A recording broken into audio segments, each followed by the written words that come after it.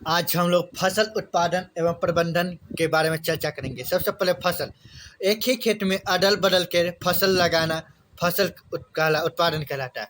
और उसका प्रबंधन, विभिन्न समय पर उसका देखभाल करना करना प्रबंधन कहलाता है। भोजन सभी सजीवों की एक आधारभूत आवश्यकता है। सभी जीवों की वृद्धि तथा विकास के लिए भोजन की आवश्यकता होती है। जितना भी जीव है उसको वृद्धि के लिए, विकास के लिए उसकी भोजन की आवश्यकता है। भोजन से हमें ऊर्जा प्राप्त होता है। भोजन है ना, उससे हमें ऊर्जा प्राप्त होती है। ऊर्जा की आवश्यकता जीवों की जैविक क्रियाओं, जीव का जैविक क्रिया है ना, उसके जैविक क्रिया जैसे पाचन, श्वसन, उत्सर्जन आदि के संचालन में पड़ती है। भोजन से हमें कार्बोहाइड्रेट, प्रोटीन, वसा, खनिज, विटामिन तथा जल की प्राप्ति होती है। ये सब हमें भोजन से मिलती है। हरे पौधा अपना भोजन स्वयं बनाते हैं। हरे पौधा होता है ना, वो अपना भोजन स्वयं बनाते हैं। इस कारण इन्हें स्वपोषी कहा जाता है। हरा पौधा अपना भोजन स्वयं बनाते हैं, उसे स्वपोषी कहा जाता है। ये अपना भोजन प्रकाश संश्लेषण प्रक्रिया द्वारा बनाता है। हरा पौधा होता है ना, अपना भोजन प्रकाश संश्लेषण प्रक्रिया में पेड़ पौधा अपना सूर्य से प्रकाश लेता है, जल से खनिज लवण लेता है, जल लेता है, वातावरण से कार्बन डाइऑक्साइड लेता है, धूप सूरज के उपस्थिति में अपना भोजन तैयार करते हैं। यह होता है प्रकाश संश्लेषण प्रक्रिया। मनुष्य सहित अन्य जंतु अपना भोजन स्वयं नहीं बनाते हैं। मनुष्य है ना, वो अपना भोजन स्वयं नहीं बनाते हैं, जिसके कारण इन्हें परपोषी कहा जाता है। अपना भोजन स्वयं नहीं बनाते, उसे परपोषी कहा जाता है। ये पौधे या अन्य परपोषी जीवों पर भोजन के लिए निर्भर करते हैं। ये अपना भोजन नहीं बनाते, ये दूसरे जीवों पर निर्भर रहते हैं। मनुष्य अपना भोजन पादप या जंतु स्रोतों से प्राप्त करता है। मनुष्य है वो अपना भोजन पादप से या जंतु स्रोतों से प्राप्त करता है। पादप स्रोतों से अनाज, दलहन, फल, कंदमूल, सब्जी, चाय, कॉफी आदि प्राप्त करते हैं। ये सब है ना, ये सब पादप से प्राप्त होता है। जंतु स्रोत से दूध, अंडा, मीट, मछली, घी, शहद आदि प्राप्त होते हैं। ये सब होता है मीट जंतु से प्राप्त होता है। क्या चीज से? जंतु से प्राप्त होता है। अब हम देखेंगे पृथ्वी पर मनुष्य का आगमन लगभग 15 लाख वर्ष, कितना लाख वर्ष पूर्व हुआ था? 15 लाख वर्ष 15 लाख वर्ष पहले हुआ था। भोजन के लिए आदि मानव मुक्त वन उत्पादों तथा वन जीवन पर ही निर्भर रहते हैं। वन उत्पादन है ना, उस पर ही निर्भर रहते थे आदि मानव। ये जंगली जानवरों के शिकार के साथ साथ वन में पाए जाने वाले जंगली फलों, बीजों एवं कंद मूल का संग्रह भी करते हैं। ये सब है इसका संग्रह करता है। ये अपना जीवन भोजन संग्रहकर्ता के रूप में व्यतीत करते हैं। भोजन संग्रहकर्ता है ना, उसके रूप में व्यतीत करता है। भोजन की तलाश तथा संग्रहण के लिए वे एक जगह से दूसरी जगह घूमते रहते हैं। पहले के आदि मानव रहते नदी किनारे अपना घर बनाते थे।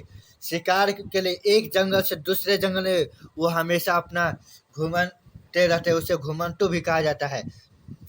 घूमते रहते थे तथा घुमंतु जीवन व्यतीत करते थे। लगभग 12,000 वर्ष पहले उन्हें इस बात की जानकारी हुई कि मिट्टी में बीजों का अंकुरन होता है। 12,000 वर्ष पहले उसको जानकारी हुई मिट्टी में बीजों का अंकुरन होता है तथा उससे पौधे विकसित होते हैं। कालांतर में उसने भूमि पर खेती कर एक ही स्थान पर गेहूं, चावल आदि का उत्पादन करना सीखा। गेहूं और चावल है ना, उसका उत्पादन करना सीखा। इस प्रकार कृषि का उदय हुआ। इसी प्रकार कृषि का उदय हुआ। खेतों में फसल लगाने की पद्धति में कृषि कहा जाता है। खेत है ना, उसमें फसल लगाने की पद्धति को कृषि कहा जाता है। कृषि का उदय हुआ। खेतों में फसल लगाने की कृषि पद्धति कहा जाता है। कृषि में से आदि मानव का जीवन, कृषि है ना, उसे आदि मानव की जीवन पद्धति में आमूल परिवर्तन आया। ये अब जल स्रोतों के आसपास अस्थायी रूप में बसकर कृषि कार्य करने लगे। वह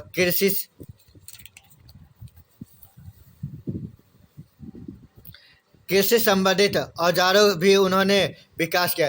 कृषि संबंधित औजार चाहे ना, उसका भी विकास किया। ये कृषि कार्यों के साथ साथ लाभदायक पालतू पशु को पालने लगे।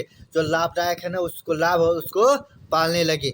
इस प्रकार वे भोजन संग्रहकर्ता से कृषक बन गए तथा अपना घुमंतु जीवन त्याग कर अस्थायी निवास बने।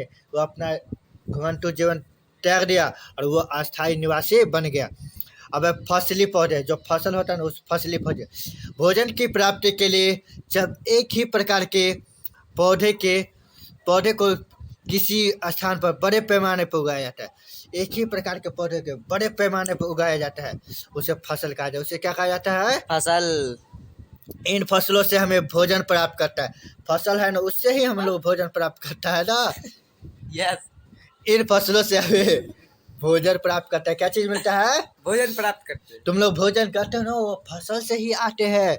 मानव तथा अन्य जीव के शरीर के लिए आवश्यक पोषक तथा कार्बोहाइड्रेट, प्रोटीन, वसा, विटामिन तथा खनिज है। अलग अलग फसलों द्वारा इन पोषक तत्वों की पूर्ति होती है।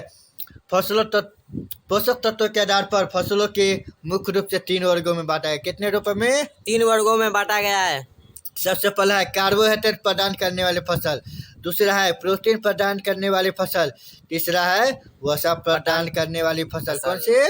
वसा प्रदान करने वाली सबसे पहला है कार्बोहाइड्रेट प्रदान करने वाली फसल, ये समझेंगे। कार्बोहाइड्रेट प्रदान करने वाले फसलों में चावल, गेहूं, मक्का, बाजरा तथा ज्वार आते हैं। इन्हें अनाज या धान्य फसल कहा जाता है। इन्हें अनाज या धान्य फसल कहा जाता है। ये हमारे भोजन के मुख्य अंग है। यह है ना हमारे भोजन के मुख्य अंग है। क्या है? हमारे भोजन के मुख्य अंग है। प्रोटीन प्रदान करने वाली फसल। अब है ना, प्रोटीन है ना, प्रदान करने वाली फसल। चना, मसूर, मूंग, अरहर, मटर आदि फसल प्रोटीन के मुख्य स्रोत है। ये सब है ना, ये प्रोटीन के मुख्य स्रोत है। इन फसलों को दलहन फसल कहा जाता है। इन फसलों को क्या कहा जाता है? दलहन फसल। इनमें से हमें दाल की प्राप्ति होती है। इनसे हमें दाल की प्राप्ति है। वसा प्रदान करने वाली, तीसरा है वसा प्रदान करने वाली फसल। सरसों, मूंगफली, सूरजमुखी, तीसी, तिल आदि फसलों को वसा या तेल की प्राप्ति होती है। ये सब है ना, हम लोग तेल प्राप्त करते हैं ना, वही तेल से। इस कारण इन फसलों को तेल वाले बीजों को फसल कहते हैं। इस फसल को तेल वाले बीजों की फसल कहते हैं। इनकी बीजों से हमें वसा या तेल प्राप्त है। इनकी बीजों से हमें वसा मिलता है या तेल मिलता है। क्या चीज मिलता है? वसा और तेल। विटामिन तथा खनिज लवणों की प्राप्ति हमें मुख्यतः सब्जियों तथा फलों से होती है। ये सब है ना, मुख्यतः विटामिन, खनिज लवण के ये सब्जी और फलों से। तो हम लोगों को चाहिए कि ज़्यादा से ज़्यादा दाल खाना चाहिए, सब्जी खाना चाहिए, जिससे हम तो विटामिन और खनिज लवण भरपूर मात्रा में मिले। कुछ फसलों जैसे जय, सुदान, घास, बरसिम आदि को जानवरों के चारे के लिए लगाया जाता है। ये सब जानवरों के चारा में लगाया जाता है, जानवर खाए, दूध दे अत्यधिक। इन फसलों को चारा फसल कहता है। इन फसलों को चारा फसल कहता है। चारा कुछ फसलों जैसे जूट एवं कपास के रेशे से की प्राप्ति के लिए लगाया जाता है। ये जूट है ना, कपास, ये रेशे के लिए लगाया जाता है। इन फसलों को रेशेदार फसल कहते हैं। कौन फसल? रेशेदार फसल कहा जाता है। अब फसल मौसम, अलग अलग फसलों की खेती के लिए अलग अलग जलवायु संबंधी परिस्थिति की आवश्यकता होती है। धान का समय होता है तो धान उगाते हैं, गेहूं का समय है गेहूं, दलहनी का फसल का समय है तो दलहनी फसल उगाते हैं।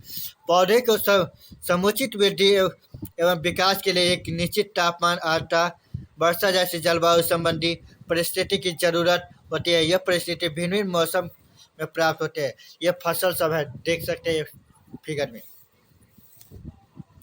आगे है, उदाहरण के लिए धान की फसल को उचित वृद्धि के लिए वो काफ़ी जल की आवश्यकता होती है।